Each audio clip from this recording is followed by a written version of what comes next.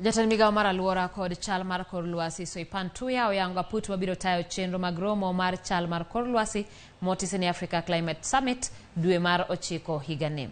Kane olimo apisi margi hapa ile boma Nairobi, Tuya ne oyango ni gibiro rwako welo moktine 10,000 mabiro miyo Nairobi thuolo matwak ewi bero chenro kara chal mar kor lwasi e Afrika mangima.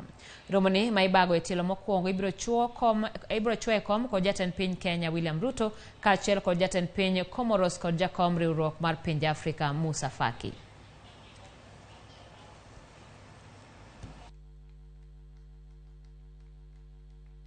The summit will be unique and special as it will be the first of a kind where all African heads of state and governments are convening under the umbrella of the African Union dedicated to climate discussions.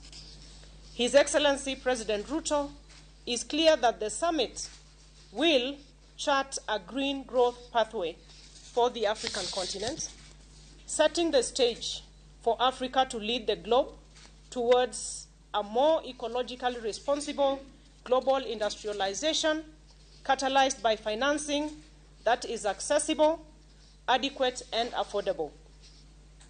A key outcome from the Africa Climate Summit will be an African leaders' Nairobi Declaration on climate change and call to action. In Europe and at the global level, the leaders are already talking about the summit in Africa.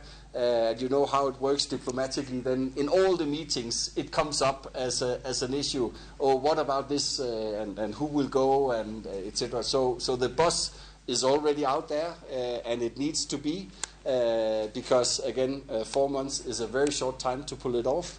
But we are confident you will do it. Piny owacho mar Kenya Kwanza yudore